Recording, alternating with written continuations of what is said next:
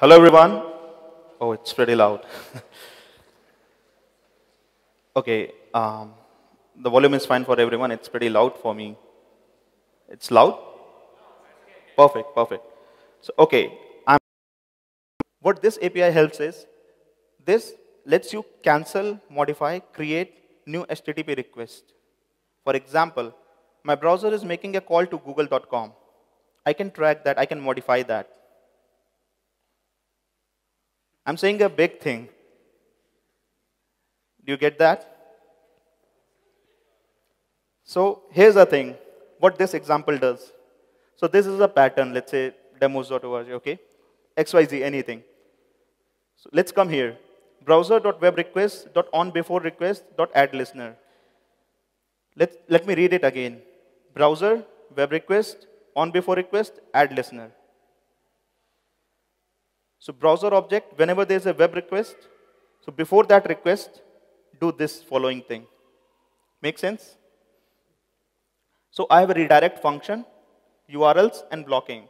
So what it says is, whatever be the output of this function, that's the action what it will do. On where it will do? On this URL pattern, okay, which is mentioned here. And what it will do? Blocking action. So blocking action means either redirect it or cancel it. Okay? So basically blocking the natural behavior, right? So what I did here is, whatever you get, redirect to any site. So whatever matches this, it will always open this. You will never be, knowing what's happening, because it's already an add-on. So use it wisely. So yeah, that's how powerful the web request API is. Okay? Anybody has any doubt in these APIs? Anyone? Perfect. So here's the thing. I'm explaining only 4 APIs due to the time constraint. There are at least 25 APIs which I know. And these are very simple APIs, but yet powerful. Similarly, all those APIs have different perspective, different functions, different impacts. Okay? So, want to see some actual working stuff? Perfect. I just created an add-on, a very simple add-on, link painter. So as I explained what this add-on will do, whatever hyperlink it gets, it will paint it red. Simple, right? What if I say this is the code, just this is the code for that thing? Just this is the code.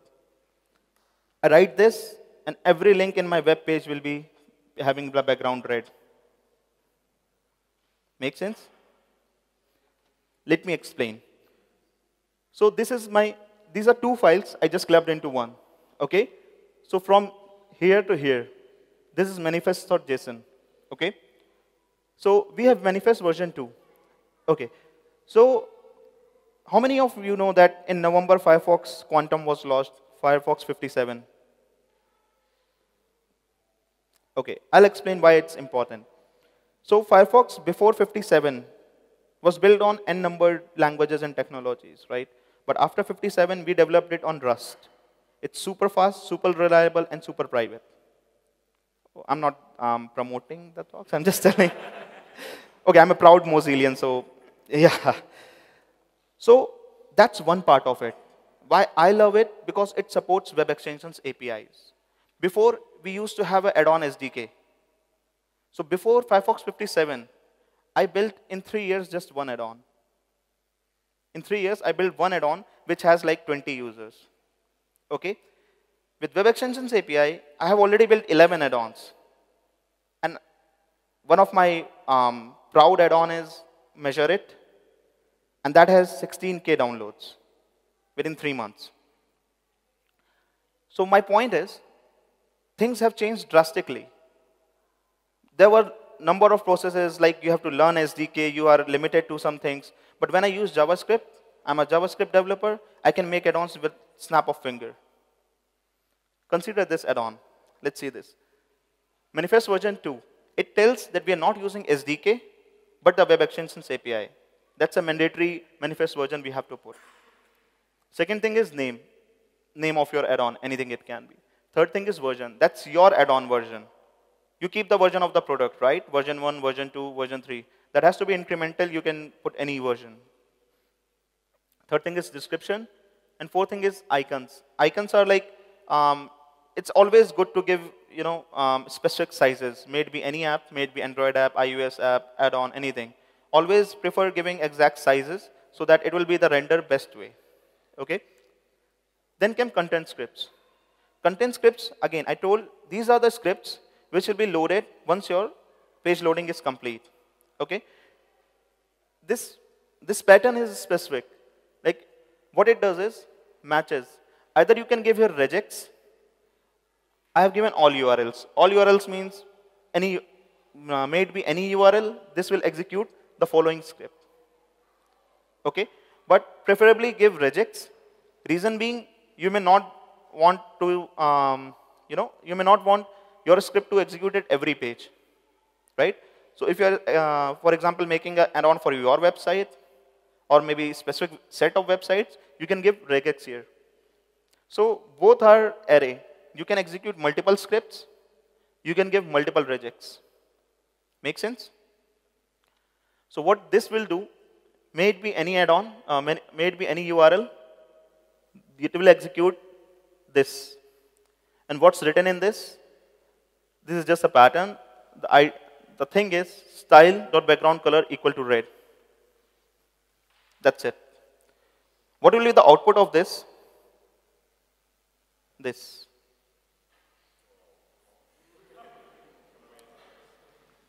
So my point is, if you can execute JavaScript on a page, you can do anything. JavaScript developers, can you raise your hand if you agree to this?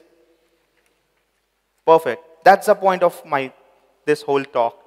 If you are a JavaScript developer, you can do anything on your browser, right? So we are running a bit short of time. I'll quickly explain you another if you want. Perfect. This is a word counter. So this was a forced add-on I developed under the force of my wife. She is a marketing person. She writes long text and she counts the word. What she does, she opens online word checker. She took all the text, put in that, and searched the number of words. And I'm like, why are you doing this repeated job? And she said, can you make my life easy? And I got ego hurted, really. Like, I'm a developer, I can do anything. So I made this. So again, this is our manifest. It's a big version, so I just contracted everything. Again, manifest version, name, version, description. Everybody knows those 4 things already, right? Everyone? Perfect. Icons. And now there is background. Previously it was content script. Now it's background, right? So now the same thing. Background scripts, this bg.js. So what it basically tells is, run this thing in background, irrespective of URL.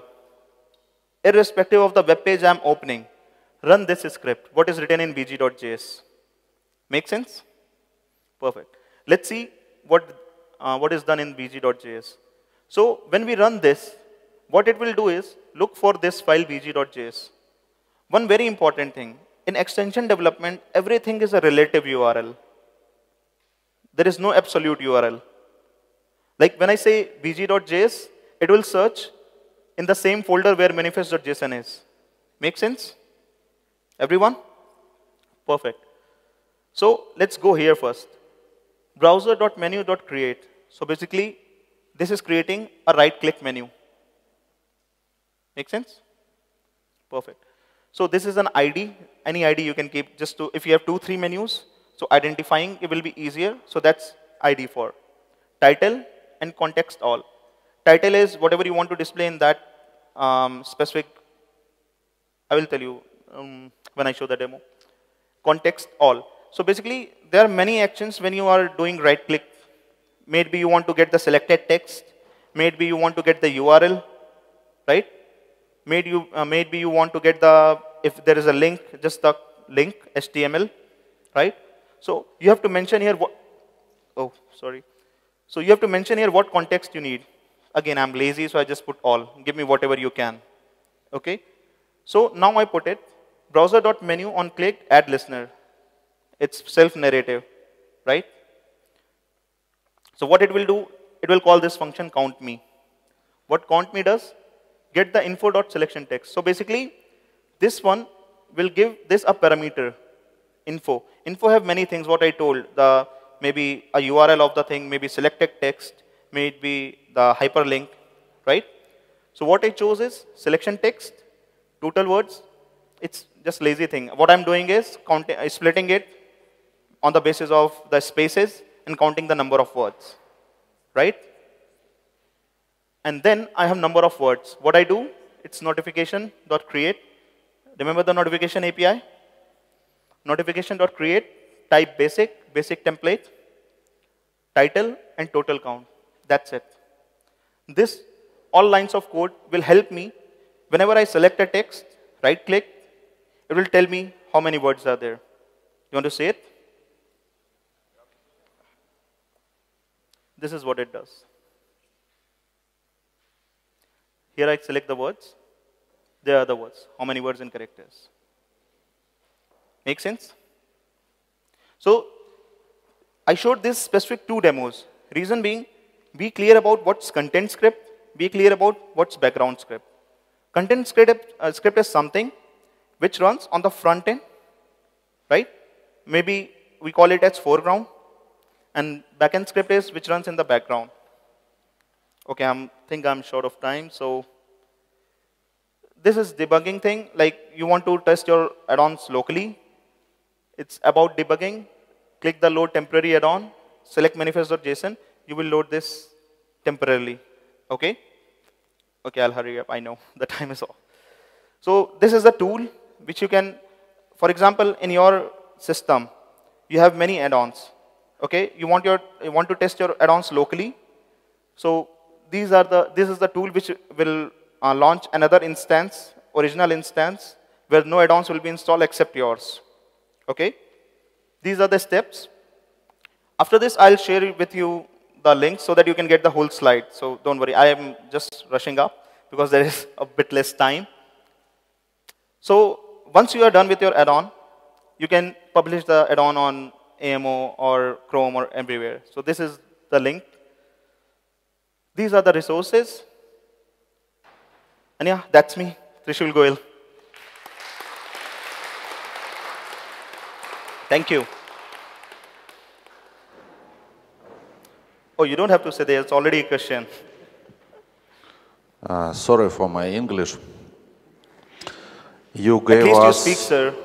Okay, you gave us 2 examples of extensions, and my question is, are they really cross-browser extensions? Because you show all examples. Before you talk, when you talked about the API, you talked about the Chrome. Further, you show examples in Firefox. And my question, if I can use I got you. in both. So what is the beauty of this Web Extensions API is, these are the standard APIs. The same code, same piece of code will work flawlessly on Chrome, Opera, Firefox.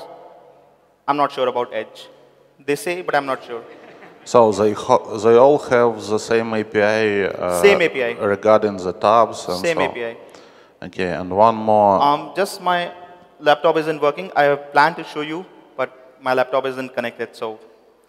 And the structure of the add-on are the same for all browsers, yep? Yeah.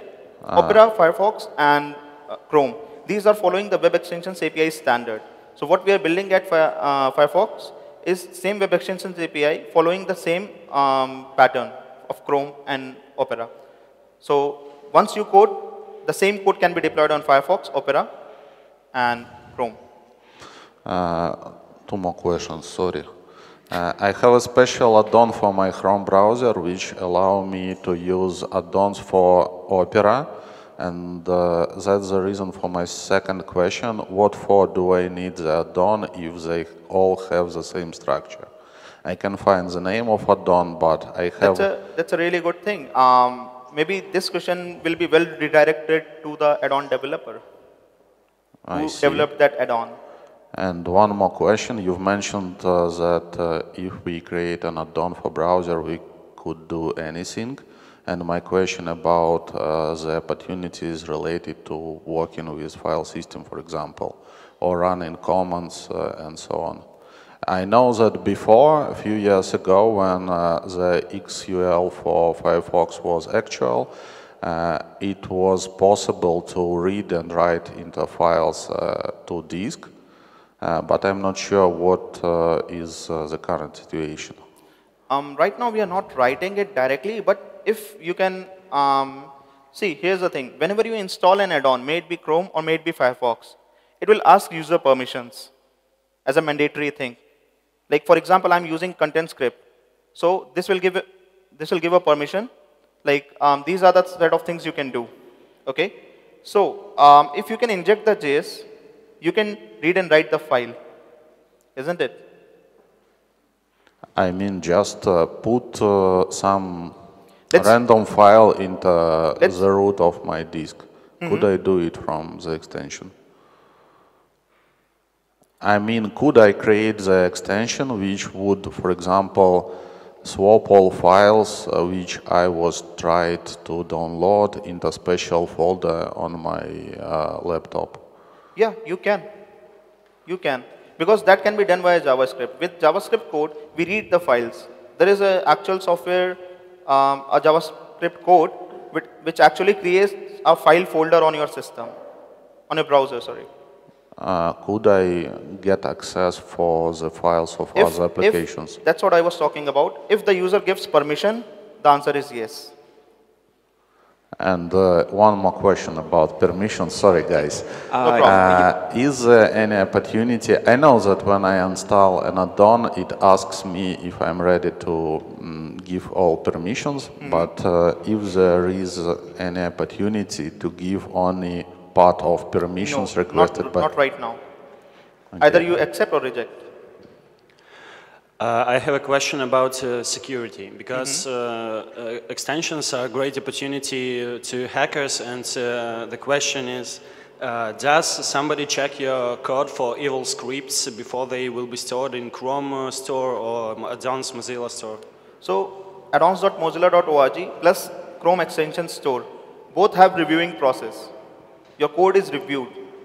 And in case of Mozilla, I am add-on reviewer, so I know how that process works. We test it rigorously so that it may not harm other people's browser. Okay, so the code is reviewed, yeah? Code has to be reviewed. Because it is, again, I'm telling you, it can do anything. You can change the request, you see.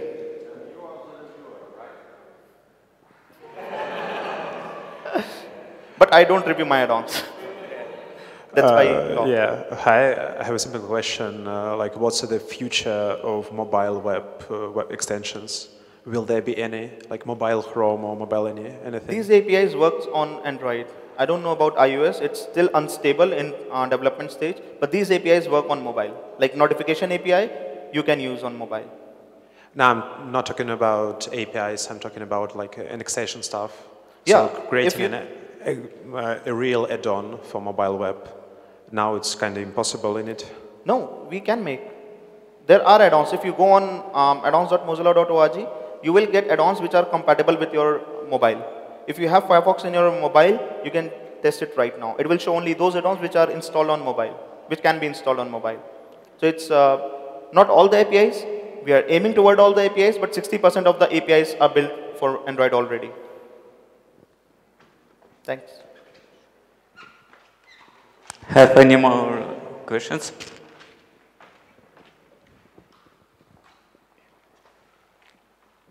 Hey, nice talk and nice slides. My question is, what should I do to publish my add-ons to Mozilla Store and Google Store? Okay. I know the time will be less, so I just make a quick bit.ly, publish add-on. That's it. bit.ly/publish add-on. It will do the magic for you. Okay, thank you. Yes, sir.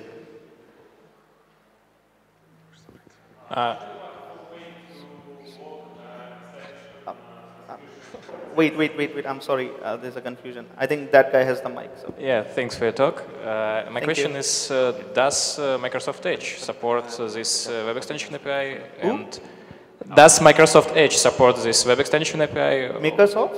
Yeah, Microsoft Edge. Microsoft Edge. Oh, that's a gray area. There are things which we don't talk about. That's one of the things. I see, I see. Sorry for that. I'm not a Microsoft fan. Yeah, okay, and following but they say they support. Not all of them, but basic APIs, for example, browser extension, I have tested. Oh, sorry, browser action. I have tested. Notification and browser action works. And following up the previous question about permissions, as far as I'm aware, we can possibility to restrict permissions in manifest.json. As far as I'm aware, for example, restrict some domains which you would like to allow reading cookies, because if you give all the permissions, so for example, your extension can read all the cookies from whatever sites you visited.